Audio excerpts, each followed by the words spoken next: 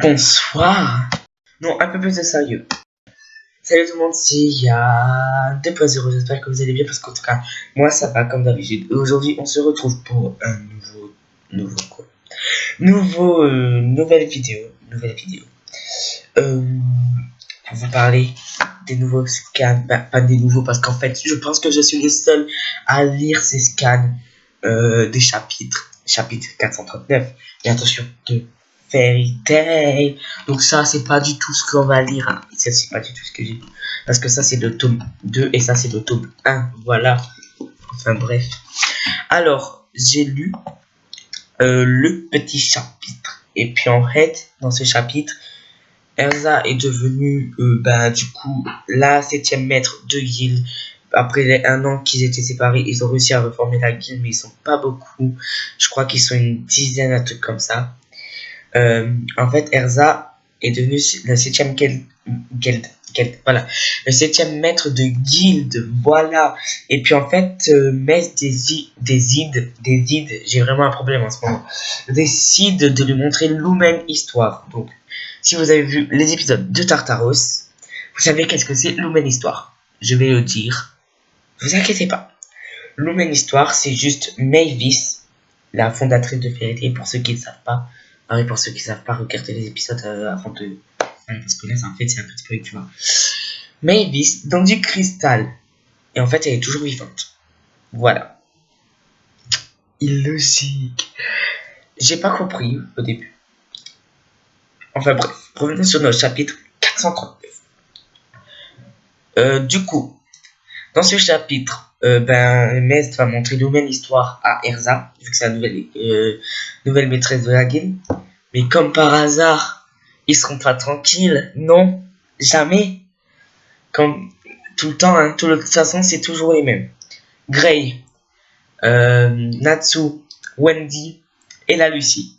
Voilà, tout le temps les mêmes qui viennent foutre le bordel, qui viennent espionner Erza et Mest. Et puis, donc, ça fait qu'ils connaissent une bonne histoire maintenant, alors qu'ils sont même pas maîtres de guilde. C'est super. Donc, en fait, quand je les ai vus, ils étaient comme ça derrière le mur, et puis ça m'a fait juste péter de rire. En fait, donc là, je peux pas vous montrer parce que si je filme avec mon logiciel pour filmer l'écran, et ben ça bug. Voilà. Enfin bref, ils font des conneries, ils regardent derrière le mur, et après, en fait, c'est là où la Erza et la Mest, ils tombent par terre. Voilà. Et en fait, le mec il a fait, vous comprenez pas quand on vous dit de pas faire quelque chose, vous le faites quand même, quoi. Et puis, et après, moi, je me suis dit, oui, tu sais pas ou quoi. Et puis, en fait, après, le mec il fait, ouais, bon, vu que vous êtes là, je vais vous raconter l'histoire. Ça s'est déroulé il y a 7 ans. Non, 9 ans. C'est-à-dire 2 ans pour ceux il y a 2 ans pour ceux qui étaient 7 ans sur l'île Tenro. Oui, c'est dur à comprendre. Et alors, du coup, le maître, le Makarov, il fait, ouais, tu vas filtrer le conseil, et puis il efface sa mémoire, le mest, et puis et tout ça. Après, il est dans le conseil, il fait, je vais infiltrer Fairy Tail pour avoir des informations sur eux parce qu'il n'arrête pas d'avoir des informations du Makarov, du coup. Et donc, ça fait qu'il décide d'aller à Fairy Tail. Mais sauf que pour ceux qui le savent, il faisait déjà partie de Fairy Tail. Voilà. Et puis après, c'était un an après, et ça vient 1 an avant. Donc c'est-à-dire juste après la bataille contre Tartaros. Quelques heures après. Et quand la guilde a été détruite, le Makarov fait je vais dissoudre la guilde. Et puis on voit le maître en train de pleurer et qui dit, vous pouvez pas dissoudre la guilde. Et puis il y a Makarov qui fait, si je peux la dissoudre, en gueulant, vraiment en gueulant. Arbalès va, si je laisse la guilde encore debout, quoi. Encore voilà. Si je laisse la guilde encore debout, qu'est-ce qu'il dit encore? Si je laisse la guilde encore debout, Arbalès va venir nous envahir pour avoir Lumen Histoire. Voilà, parce que il y a combien de temps? 7 ans? Non, 14 ans? Un truc comme ça. 14 ans pour ceux en comptant 17 ans de Lichtenbrough. Ils ont attaqué. Ils ont attaqué pour essayer d'avoir Lumen Histoire, mais sans conseil, ils auraient perdu Fairy Tail.